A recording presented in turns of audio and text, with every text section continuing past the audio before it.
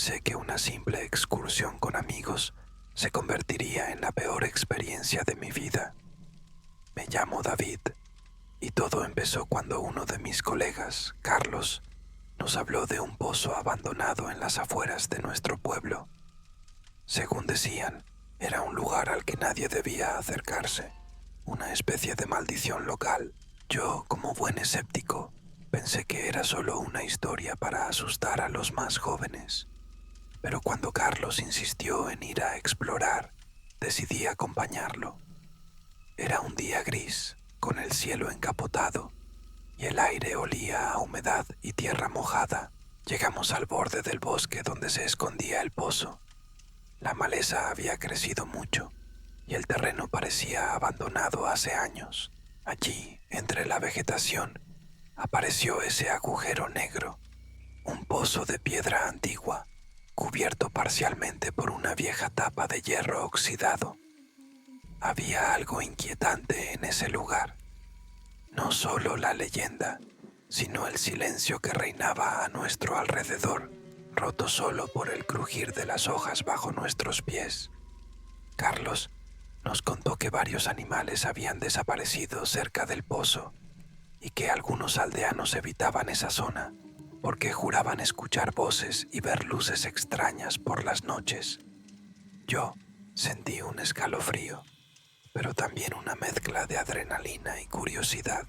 Mis otros dos amigos, Luis y Marcos, llegaron después y, aunque también estaban nerviosos, el grupo decidió bajar y mirar dentro del pozo. Quisimos grabar todo con los móviles por si acaso. A medida que nos acercábamos al borde, la oscuridad del pozo parecía absorber la luz. Apenas se veía nada más allá de unos pocos metros, pero un olor a humedad y algo más indescriptible flotaba en el aire. Nos preparamos para explorar un poco, sin imaginar que eso marcaría un antes y un después en nuestras vidas, porque ese pozo no era solo un agujero en la tierra, era un portal a algo que no podíamos comprender y que pronto nos haría pagar un precio terrible. Decidimos que yo sería el primero en asomarme para intentar ver qué había dentro del pozo. Usé la linterna de mi móvil, pero la luz apenas penetraba la oscuridad profunda. Bajamos una cuerda vieja que habíamos encontrado cerca para ayudarme a descender un poco y explorar con más seguridad. Luis y Marcos se quedaron arriba, vigilando, pero de repente, mientras estaba colgando casi en la mitad, sentí un tirón fuerte en la cuerda. Miré hacia arriba y vi que Carlos estaba a punto de desmayarse. Sus ojos estaban desencajados y su rostro pálido. No entendíamos qué pasaba hasta que escuchamos un ruido extraño, como un susurro lejano que parecía salir del fondo del pozo. Sin pensarlo, Carlos dio un paso atrás, tropezó con una raíz y cayó, desapareciendo entre los arbustos. Salimos corriendo hacia donde había caído, pero no había ni rastro de él. Lo que era peor, sentíamos que algo nos estaba observando desde la oscuridad del pozo. Empezamos a buscarlo frenéticamente, llamándolo una y otra vez, pero solo el eco nos respondía. Los minutos pasaban y el pánico empezó a apoderarse de nosotros. Esa desaparición no era normal y yo podía sentir una presión extraña en el pecho, como si algo invisible intentara detenernos.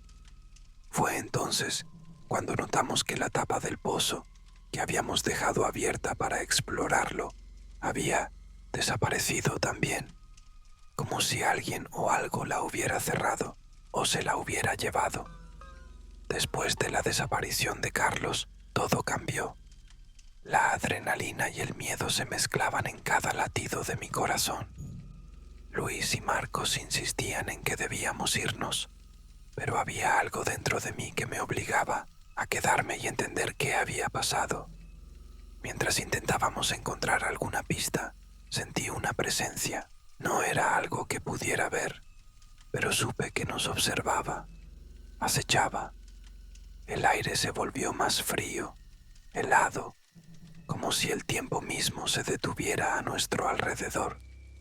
Escuché susurros, apenas audibles, que parecían provenir de las paredes mismas del pozo. Luis, que estaba cerca de mí, se puso pálido y me confesó que había visto una sombra moverse en el borde del bosque. Marcos, nervioso, empezó a temblar y dijo que sentía que algo lo seguía desde que Carlos desapareció.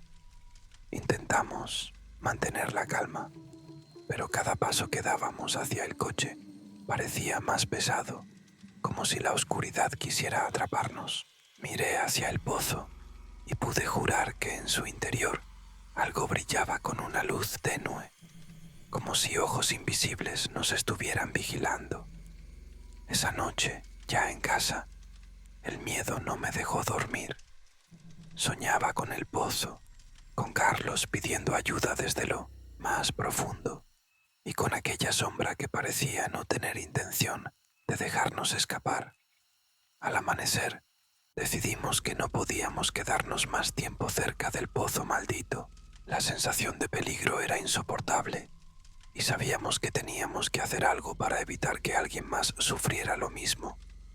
Intentamos llamar a la policía, pero nuestras llamadas no tenían señal. Los móviles parecían morir uno tras otro. Volvimos al pozo para taparlo, para sellar ese agujero que parecía un portal a lo desconocido.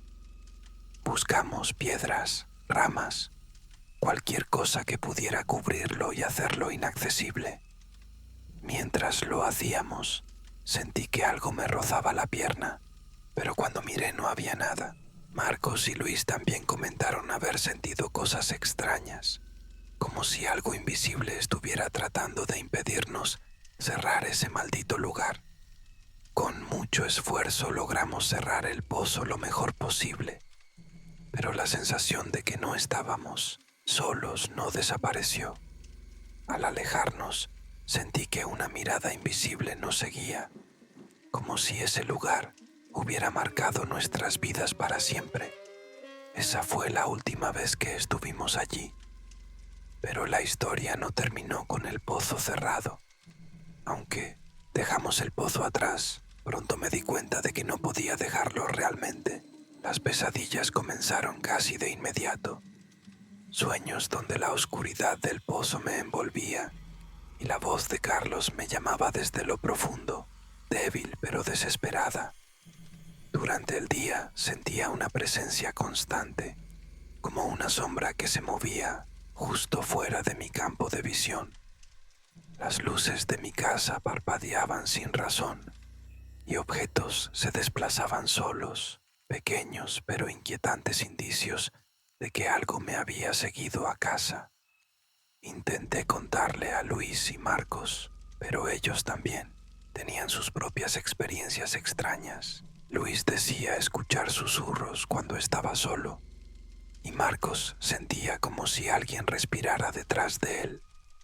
Buscamos ayuda con un experto en lo paranormal, que nos advirtió que lo que habíamos despertado no era solo un espíritu, sino una fuerza oscura que se alimentaba del miedo y la desesperación. No sabíamos cómo detenerla, y poco a poco la obsesión por ese pozo empezó a consumirnos, atrapándonos en un ciclo del que parecía imposible escapar. No podíamos seguir viviendo así. Aterrados y sin respuestas, decidimos regresar al pozo, esta vez con el experto en lo paranormal y algunos objetos que él recomendó para intentar liberar lo que se había quedado atrapado. Al llegar, la atmósfera era aún más densa, el aire cargado de una energía oscura que nos oprimía el pecho. El experto empezó un ritual para apaciguar la presencia, pero algo salió mal. De repente, un grito desgarrador emergió del pozo y la tierra tembló bajo nuestros pies. Vi una sombra acercándose, más tangible y atejadora que antes. Era como si la misma oscuridad hubiera tomado forma. con ojos rojos que brillaban en la noche. Intenté mantener la calma, pero sentí como la fuerza me arrastraba hacia el pozo. En un último esfuerzo, el experto terminó el ritual y la sombra se desvaneció, dejando un silencio absoluto que heló mi alma. Sin embargo, no todos salimos ilesos. Carlos nunca apareció, y desde aquella noche ninguno de nosotros ha sido el mismo. La obsesión, el miedo y la sensación de que algo nos vigila, eso es el precio que pagamos por desafiar lo desconocido. Y a veces, cuando la noche es muy oscura, todavía puedo escuchar el eco de un susurro que me llama desde el pozo.